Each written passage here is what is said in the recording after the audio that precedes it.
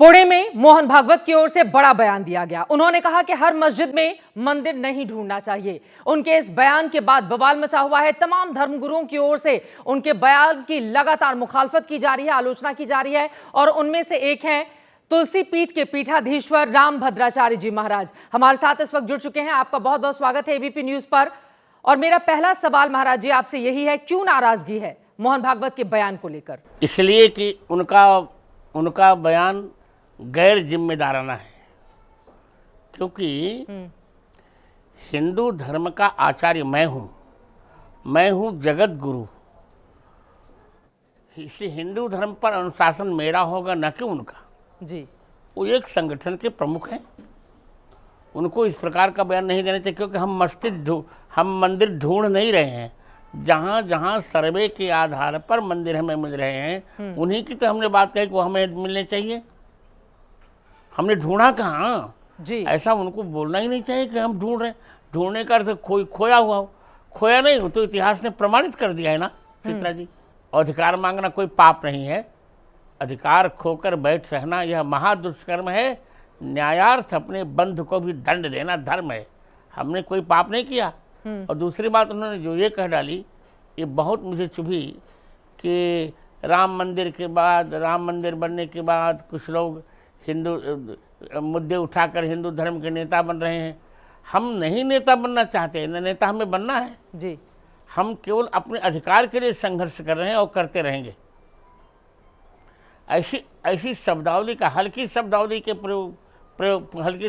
प्रयोग मोहन भागवत को नहीं करना चाहिए, और न हम उनसे अपेक्षा करते थे।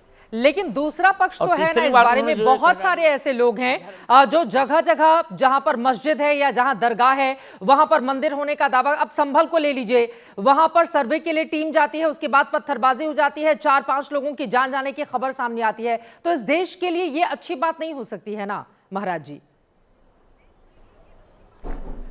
नहीं, पर एक बात बताइए, विकास के दो परिभाषा। विकास कई प्रकार का, एक तो सांस्कृतिक विकास होता है, एक सामाजिक विकास, एक आर्थिक विकास।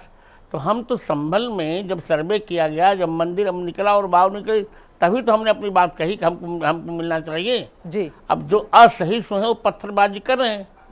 अब हिंदू भी जागृत हो जाएगा तो वो भी कुछ करेगा। ऐसा उनको नहीं करना चाहिए। आप बताइए, हमने कभी उनकी मस्जिदें तोड़ी? उन्होंने हमारे 30,000 मंदिर तोड़े। हमें कुछ क्षमा का पाठ पढ़ाया जाता है, उनके लिए कोई कुछ कहता नहीं। लेकिन आप कह रहे हैं 30,000 मंदिरों को तोड़ा गया, तो क्या 30,000 मस्जिदों में जाकर झांक झांक के देखा जाएगा कि कहां कहां हमारे मंदिर के निशान है और उन जगहों को वापस लेने की लड़ाई लड़ी जाएगी? पूरे 30,000 मंदिरों पर दावा करेंगे आप? आप मेरी बात सुनिए जी। जहां जहां सर्वे होगा, जहां सर्वे से प्रामाणिकता होगी मंदिरों की, वहां हम मांग करेंगे। और दूसरी बात, हम हिंदुओं को उकसा नहीं रहे हैं। आत्मरक्षा करने का सबको अधिकार है। हम नहीं कह रहे हैं कि वो संघर्ष करे, पर आत्मरक्षा तो करनी पड़ेगी। हिंदू को भी आप आत्मरक्षा करनी पड़ेगी। कितना सहन करें? आप जानती हैं कितने अत्याचार हुए हिंदुओं की बहन बेटियों के साथ, उनकी इज्जत के साथ खिलवाड़ किया गया, कितना दमन हुआ। अब तो हिंदू को जागना पड़ेगा, और जागने का अर्थ है आत्मरक्षा करनी पड़ेगी। सरकार तो कुछ कर नहीं रही, हमें आत्मरक्षा का हमको भी अधिकार है। आप कह रहे हैं कि सरकार कुछ नहीं कर रही है? वेद ने कहा योष्मान धूर, सुनिए, बिल्कुल नहीं कर रहे। जो वेद ने कहा योष्मान धूर्वती तम धूर्वयम वयम धूर्वामः। जो हमारी हिंसा करे उससे हमें अपना बचाव करना चाहिए, और जो हमारी बेटी बहनों पर कुदृष्टि डाले उसको उचित दंड भी हमें देना चाहिए। हम अपने अस्तित्व का बलिदान करते तो शांति नहीं चाहते, और करेंगे। अब उनको भी समझ लेना चाहिए कि अब ओम शांति शांति शांति ये नारा पुराना पड़ गया। अब तो ओम क्रांति क्रांति क्रांति होना चाहिए। तो 22 करोड़ से 25 करोड़ की आबादी वाले जो मुसलमान हैं वो फिर कहां जाएंगे?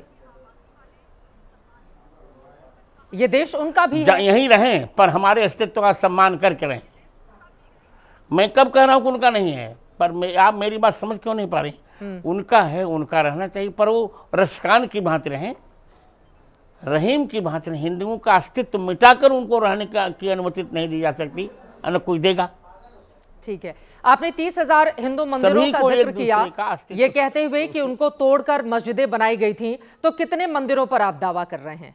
अब यहां से कौन कौन से मंदिर हैं जिस पर आप लोगों की निगाह है? उत्तर दे रहा हूँ। जहाँ जहाँ जहाँ जहाँ जहाँ सर्वे होगा वहाँ वहाँ हम दावा करेंगे, और नहीं होगा तो हम नहीं करेंगे दावा। हम तो प्रेम चाहते, उनको भी बड़ा दिल दिखाना चाहिए कि हमारे मंदिरों को सौंप दे वो। लेकिन बहुत ज्यादा हिंदू मुसलमान अगर होगा तो क्या वो देश के लिए खतरनाक नहीं होगा? देश का जो सामाजिक सद्भाव है, क्या उस पर चोट नहीं पहुंचेगी? नहीं, कुछ नहीं होगा। जैसे राम मंदिर हमने लिया, हमने हिंदुओं को कह रखा है कि अपना अधिकार लो पर हिंसा मत करो, किसी का नुकसान मत करो। हमें अधिकार, हमें अपना अधिकार चाहिए, किसी पर अत्याचार की अनुमति हम नहीं दे रहे हैं। और मोहन भागवत जी को भी कह देना चाहिए कि वो लोग भी बड़ा दिल दिखाएं। हाँ, हमें को बड़ा दिल दिखाने के लिए कहा जाता है, पर उपदेश कुशल बहुतेरे, और हम पर अनुशासन न करें। अनुशासन हम जगत गुरु हैं, आचार्य हैं, अनुशासन हम करेंगे हिंदू धर्म पर, न कि वो। पहले तो ये समझ में आता था कि आरएसएस हिंदुओं के लिए काम करता है, आप लोग हिंदू धर्म के लिए काम करते हैं, समाज सेवा के लिए काम करते हैं, लेकिन अब ऐसा लग रहा है कि धर्म गुरुओं में और आरएसएस में एक विभेद हो गया है, दोनों की लाइन अलग। आपको लग रहा है क्या कि आरएसएस जो पहले था और जो अब है वो बदल रहा है? सॉफ्ट हिंदुत्व को लेकर मोहन भागवत जी आगे बढ़ रहे हैं, अब चूंकि 100 साल भी पूरे होने जा रहे हैं आरएसएस के स्थापना के। बहुत बदल रहा है आरएसएस के। हमने तो कई सरसंघचालक देखे। जब तक राजेंद्र सिंह जी रज्जू भैया थे तब तक आरएसएस कुछ और था, अब कुछ और हो गया है। वजह क्या समझ में आ रही है? मैं क्या बताऊं, ते ही 9 दिवसागता तुष्टीकरण, और कोई वजह नहीं समझ में आ रही। युग धर्म है। मोहन भागवत जी तुष्टीकरण क्यों करेंगे? कहते हैं धर्म की शिक्षा उचित, और क्यों नहीं करेंगे? तब ऐसा बयान वो दे क्यों रहे हैं? उनको ऐसा बयान देना नहीं चाहिए। तो आप टीवी पर ही अपनी बातें मोहन भागवत जी को बताते रहेंगे या फोन करके भी उनको बोलेंगे कि आपके इस तरह के बयान से हिंदू समाज में अलग थलग मामला पड़ रहा है? अब वो यदि हमको फोन करेंगे तब उनको कहूंगा कि मित्र, ऐसे बयान आपको नहीं देने चाहिए। आप हम लोगों के सम्माननीय हैं, आप बड़े बुजुर्ग हैं, आप इतने ज्ञानवान हैं। यकीनन आप जब टीवी पर आते हैं हम लोग बहुत सारी चीज़ें सीखते भी हैं, लेकिन हिंदू धर्म को लेकर एक नया रूप भी इस वक्त आपके सामने देखने को मिल रहा है। लेकिन इसका दूसरा पक्ष भी है रामभद्राचार्य जी। दूसरा पक्ष ये है कि जब आप लोग मस्जिदों में जो भी मंदिर प्रकट हो रहा है उसको लेकर दावा करते हैं, तो एक वर्ग ऐसा भी है जो कहता है कि बहुत सारे बौद्ध धर्म के मंदिरों को तोड़कर राजा महाराजाओं ने वहां पर मंदिर बनाए। तो जब इस तरह की बातें होंगी तो ये कहां पर जाकर ठहरेगा? फिर आरोप आप लोगों के ऊपर भी लगेंगे। पहली बात तो हमने तोड़े नहीं, वो राजा महाराजा तथा कथित रहे होंगे, वो आक्रांता रहे होंगे, वो हिंदू धर्म के समग्र हिंदू धर्म के पोषकों नहीं रहे। हम इस पक्ष में नहीं हैं। आप कदाचित जानती हैं कि नहीं जानती हैं, गौतम बुद्ध को भी हमारे हिंदू धर्म ने भगवान माना। बिल्कुल। बल्कि बुद्धिस्ट लोग कहते हैं कि वो भगवान है, पर हम तो उनको भगवान की जैसा मानते हैं। हम उनका सम्मान करते हैं, बहुत सम्मान करते हैं। इससे हमने मंदिर कभी नहीं तोड़े। हमने बुद्धों के वो तथाकथित कुछ उन्मादी राजाओं ने तोड़ा होगा, उनका एक पक्ष है, हमारा पक्ष नहीं। वो समग्रता नहीं है, वो अपवाद है। एक और महत्वपूर्ण सवाल है जिसका जवाब आपको देना चाहिए। जनसंख्या को लेकर भी इस देश के भीतर एक अलग तरह की स्थिति देखने को मिल रही है। तो ये जनसंख्या पर मोहन भागवत जी ने भी कहा कि घटती आबादी चिंता का विषय है, 2 से ज्यादा बच्चे पैदा होने चाहिए। तो एक तरफ जो मुस्लिम धर्म के लोग हैं उनके ज्यादा बच्चों को लेकर आप लोग तंज कसते हैं, और हिंदू धर्म के लोगों को आप लोग कहते हैं कि आप ज्यादा बच्चे पैदा करें। मैं मानता हूं कि हिंदू धर्म में बच्चा पैदा करना ये अलग विषय है, पर जो हमसे बिछुड़ गए हैं उनकी घर वापसी होनी चाहिए, ये मैं मानता हूँ, और ये होना भी चाहिए। बहुत से हिंदू भिन्न भिन्न धर्मों में चले गए हैं, उनको अपने घर में बुला लेना चाहिए। कैसे उनकी पहचान होगी और बुलाने के लिए क्या करेंगे? समान नागरिक समझा आप हम करेंगे, उनको बुलाएंगे, हिंदू धर्म सिखाएंगे, श्री राम मंदिर की दीक्षा देंगे, सब करेंगे। हम तो करना चाहिए। हमारे रामानंदाचार्य ने परावर्तन किया था 25 लाख हिंदुओं का, हम भी करेंगे। और रही बात ये, मैं तो कहता हूँ समान नागरिक संहिता अब चाहिए ही चाहिए इस देश में। जो नियम हो सबके लिए हो, चाहे मुस्लिम हो चाहे हिंदू हो।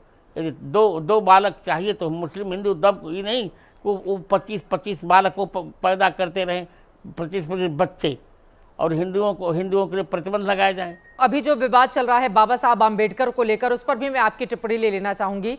उस पर सत्ता पक्ष विपक्ष को घेर रहा है, विपक्ष सत्ता पक्ष को घेर रहा है। किसके हैं अम्बेडकर? अम्बेडकर भारतीय संविधान के निर्माताओं के निर्मात्री समिति के अध्यक्ष रहे हैं, अच्छे थे। नेहरू जी ने ही उनको इस्तीफा दिलवाया था, नेहरू जी ने ही उनका उत्पीड़न किया था। हम तो सम्मान करते हैं उनका, बहुत अच्छे थे। विवश होकर वो गए, उनको हरवाया गया। अब सारी बात मुझसे मत कहलवाइए, उनको हरवाया गया जानकर। हाँ, एक बात से उनकी हमको अनुकूलता नहीं आई, जो मनुस्मृति उन्होंने फाड़ दी थी। अब क्या बताऊं, अब हमारे समय में नहीं तो मैं मनुस्मृति का अर्थ बताता। मनुस्मृति का एक भी अक्षर विरुद्ध नहीं है जनता के, जो उन्होंने फाड़ा था वो गलती की थी। मनुस्मृति भारत का प्रथम संविधान है और बहुत उचित संविधान है। मनुस्मृति के 12 अध्याय मुझे कंठस्थ है, कहीं भी ऊंचे नीचे की बात नहीं कही गई। सबको समभाव से माना गया, वसुधैव कुटुंबकम कहा गया, महिलाओं का सम्मान किया गया। यत्र नार्यस्तु पूज्यन्ते रमन्ते तत्र देवता, सबका वहाँ मनुस्मृति में सम्मान किया गया। मानव धर्म, मानवों की मौलिक अधिकार की पंजिका है मनुस्मृति। असदुद्दीन ओवैसी की ओर से बार बार प्लेसेस ऑफ वर्शिप एक्ट का हवाला दिया जाता है और ये कहा जाता है कि यथास्थिति बनी रहनी चाहिए, लेकिन जानबूझकर माहौल को बिगाड़ने के लिए, खराब करने के लिए एक खास वर्ग, जिसमें कुछ साधु संत हैं, वो कई बार आरएसएस का भी जिक्र करते हैं, बीजेपी के नेताओं का जिक्र करते हैं, कि सब साथ मिलकर उस माहौल को बिगाड़ना चाहते हैं और प्लेसेस ऑफ वर्शिप एक्ट को लेकर जो निर्णय हुआ था आप उसमें तब्दीली करना चाहते हैं। नहीं, हम ऐसा कुछ नहीं करना चाहते। हम केवल अपना अधिकार चाहते हैं। हमें अपना अधिकार मिलना चाहिए। और उनका बयान तो भड़काऊ स्वयं हुआ करता, स्वयं वो आग लगाते रहते हैं। एक आखिरी सवाल, क्या प्लेसेस ऑफ वर्शिप एक्ट में बदलाव के लिए भी आप लोग आगे बढ़ रहे हैं, बातचीत कर रहे हैं? संविधान में बदलाव किए गए, 129 बदलाव किए गए, तो 130वां हो जाए तो क्या नुकसान है? आप लोग सरकार से, मोदी सरकार से आग्रह करेंगे इसके लिए?